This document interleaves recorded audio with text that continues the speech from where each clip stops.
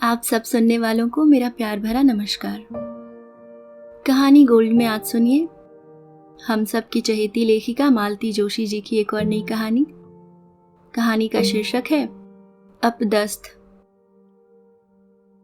भुवन का पत्र आते ही घर में जैसे भूचाल आ गया था। 2 साल पहले जब उसकी शादी की खबर आई थी, घर में ऐसा ही तूफान बरपा हुआ था।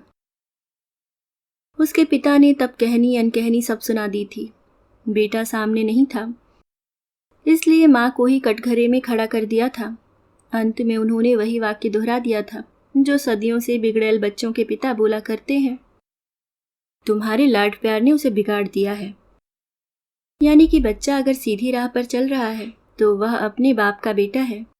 जरा लीक से हटा नहीं कि सारा दोष माँ के सिर मढ़ दिया जाता है। आचार्य साहब का तर्क था कि इस घर में आज तक उनकी हर आज्ञा का पालन होता रहा है। उनके फैसले के विरुद्ध जाने की जुर्रत आज तक किसी ने नहीं की। उनके भाई बहन सिर झुकाकर उनकी हर बात मानते रहे हैं, पर इस नालायक बेटे की वजह से उनके सामने भी उन्हें शर्मिंदा होना पड़ रहा है। अगर माँ की शह न मिली होती तो बेटा यह साहस कभी नहीं कर पाता। वैसे आचार्य साहब का यह कहना एकदम गलत भी नहीं था। पिता की अवज्ञा की सलाह भुवन को उसकी माँ ने ही दी थी। उसे सीधे सीधे अवज्ञा भी नहीं कहा जा सकता, क्योंकि आज्ञा मांगी ही नहीं थी। भुवन की माँ ने उसे समझा दिया था कि अगर सचमुच उस लड़की से प्यार करते हो तो चुपचाप शादी कर लो। पिता की अनुमति लेने के फेर में पड़ोगे तो पछताओगे। इकलौते बेटे की शादी के सारे अरमानों को मन में दफन कर लेने के बाद छाया ने कलेजे पर पत्थर रख लिया था। पत्नी के इस अपराध को आचार्य साहब कभी माफ नहीं कर सके थे, पर छाया भी क्या करती। इस घर का इतिहास वह देख चुकी थी। उसका देवर सतीश एक ऐसी लड़की से प्रेम कर बैठा जो बाबूजी के प्रतिद्वंदी की बेटी थी। बाबूजी तो उस समय थे नहीं, पर माँ ने और बड़े भैया ने फतवा जारी कर दिया कि उस घर की बेटी इस घर में बहू बनकर नहीं आएगी। सालों बाद उसने अपने बेटे को जो सलाह दी वही उस समय सतीश को देना चाहती थी। कहना चाहती थी कि चुपचाप शादी कर लो, बाद में सब ठीक हो जाएगा। वैसे भी माँ सब दिन तो बैठी नहीं रहेगी। पर यह सब कहने की उस समय हिम्मत नहीं हुई। एक तो वह खुद नहीं थी, शादी को 4-5 साल ही हुए थे। वह खुद अभी घर में पैर जमाने की कोशिश कर रही थी। ऐसे में कोई भी गलत कदम उसके लिए घातक सिद्ध हो सकता था। अगर सतीश जरा भी विद्रोही तेवर दिखाता तो वह उसका साथ दे सकती थी, पर उसे विद्रोह के लिए उकसाने की गलती वह कैसे करती। एक चिंगारी भी उसे मिल जाती तो वह आग लगा सकती थी, पर वहां तो सब ठंडा मामला था। सतीश ने चुपचाप सिर झुकाकर घर वालों का फैसला स्वीकार कर लिया और माँ की पसंद की लड़की से शादी रचा ली। यह तूफान तो खैर उठने से पहले ही शांत हो गया। फिर 2-3 साल बाद नीलू की समस्या उठ खड़ी हुई। उसे अपने एक सहपाठी से प्यार हो गया था। वह विजातीय तो था ही, दुर्भाग्य से उसका सामाजिक स्तर भी बहुत अच्छा नहीं था। अफेयर तो शायद कब से चल रहा था, पर माँ के रहते नीलू को यह सब बात उठाने का साहस नहीं हुआ। उसे क्या मालूम था कि बड़े भैया भी उतने ही दुर्दांत हैं। उन्होंने साफ कह दिया कि इस फटीचर आदमी की बारात मेरे दरवाजे पर नहीं आएगी। लड़का अगर जरा भी ढंग का होता तो मैं जात को जात भी नहीं देखता, पर यहाँ तो सभी कुछ गड़बड़ है। प्रेम करने से पहले कुछ तो सोचा होता। छाया का मन हुआ कि पति से कहे कि प्रेम कुंडलियां मिलाकर नहीं किया जाता, वह तो हो जाता है, पर उसकी हिम्मत नहीं पड़ी। उसे हमेशा लगता रहा कि वह भी शायद कहीं चोट खाए हुए हैं, इसलिए इतने असहिष्णु हो गए हैं। आचार्य साहब ने बहन से कह दिया था कि तुम चाहो तो रजिस्टर्ड शादी कर लो, पर उसके बाद इस घर से कोई वास्ता न रखना। जब सतीश जैसे नौजवान में ही वो बागी तेवर नहीं थे तो नीलू तो बेचारी लड़की थी।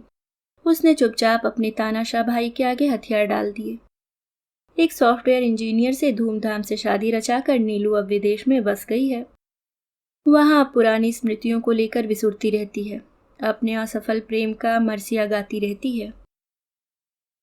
सतीश का हाल भी कुछ अलग नहीं है। अपनी भरी पूरी गृहस्थी के बीच भी वह अपराध बोध से ग्रस्त उदास बना रहता है। खुद भी दुखी होता है और पत्नी को भी दुखी करता है। अपने प्रेम व्यापार में भुवन ने तो इन सबको पीछे छोड़ दिया था। उसने तो जाति धर्म देश सभी सीमाओं का उल्लंघन कर डाला था। जब उसने पहली बार अपनी माँ के पास अपने इस प्रेम का रहस्य उद्घाटन किया तो माँ ने उसे समझाइश दी, बेटा इस विवाह के लिए पिता की आज्ञा की, उनके आशीर्वाद की अपेक्षा मत करना। कल्पांत तक परीक्षा करोगे तब भी वह तुम्हें नहीं मिलेगा। अगर सचमुच उस लड़की से प्यार करते हो तो वहीं चुपचाप शादी कर लो और सुखी रहो। पत्नी के इस अपराध को आचार्य साहब कभी माफ नहीं कर पाए हैं और अब भुवन का पत्र आया है कि वह पत्नी और बच्चे के साथ उनका आशीर्वाद लेने आ रहा है। यह पत्र उसने पिता के नाम ही लिखा था, पर खुश होने के स्थान पर वे तिलमिला गए थे और पत्र के टुकड़े टुकड़े करके उन्होंने पत्नी के सामने ही छितरा दिए थे। वे जानते थे कि यह सब अनायास ही नहीं हुआ है। बागी बेटे के साथ पत्नी का संपर्क बराबर बना हुआ है, इसकी जानकारी उन्हें थी। उन्हें मालूम है कि पत्रों का, चित्रों का आदान प्रदान होता रहा है, फोन पर भी घंटों बातें होती हैं। यह सब कुछ उनसे छिपाकर किया जाता है, फिर भी उन्हें पता तो चल ही जाता है। पत्नी का चेहरा देखकर ही वे सारे समाचार जान लेते हैं। आचार्य साहब को पक्का विश्वास था कि इस सद्भावना यात्रा का निमंत्रण भी पत्नी की ओर से ही गया होगा। भुवन अपने से तो शायद इतनी हिम्मत न कर पाता, इसलिए पत्र पढ़ने के तुरंत बाद ही उन्होंने ऐलान कर दिया था कि वह नालायक मेरे घर में नहीं आएगा। तुम्हें अगर मिलने का शौक है तो किसी होटल में कमरे बुक कर लो, उसे वहीं बुला लेना। अपने इस निर्णय से बड़े आत्ममुग्ध, आत्मसंतुष्ट बने हुए थे कि एक जोरदार झटका लगा। एक दिन दफ्तर से लौटकर देखते क्या हैं कि छाया माली को लेकर बंधनवार लगाने में व्यस्त है। पोर्च से लेकर मुख्य दरवाजे तक आम्र मंजरियों के बंधनवार लगे हुए थे। बीच बीच में फूलों की मालाएं लटक रही हैं।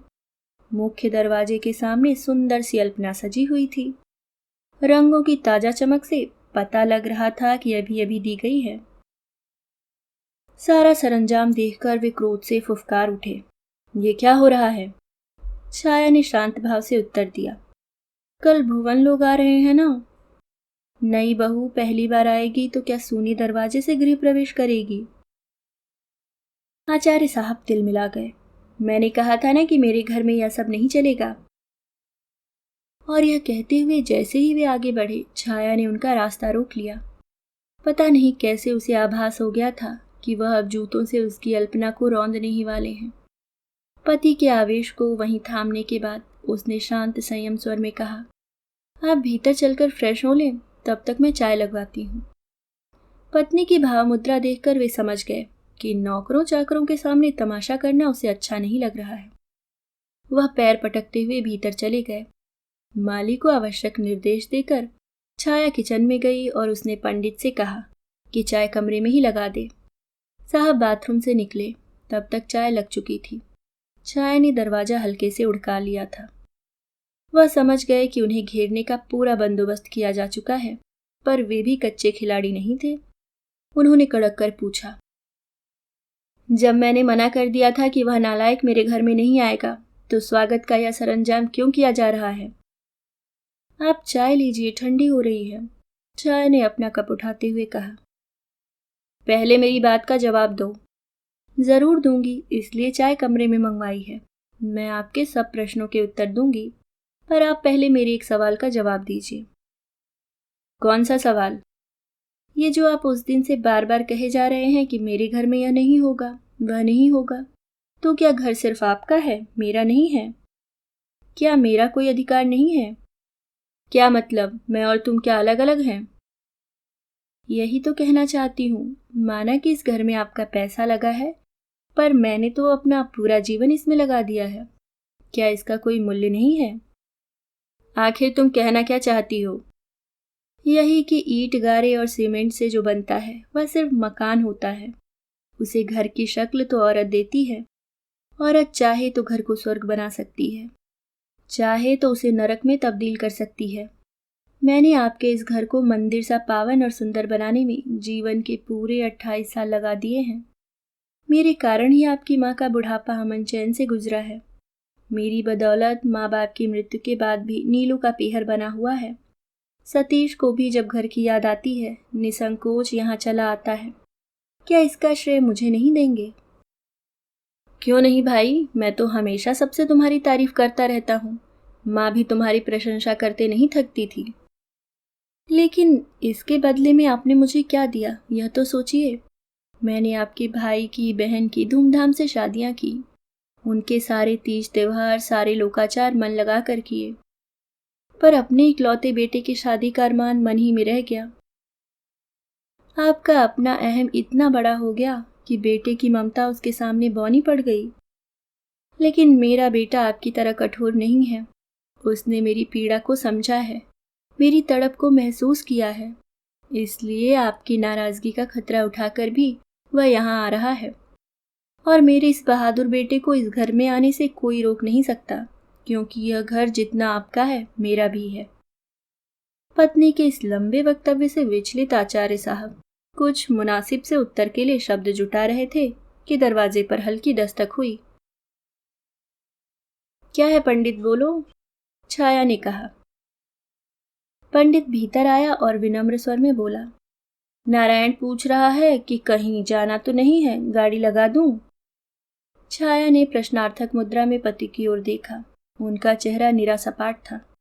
उसने कहा, नारायण से कहो कि अभी तो घर चला जाए, पर उसे सुबह 7 बजे यहाँ आ जाना है।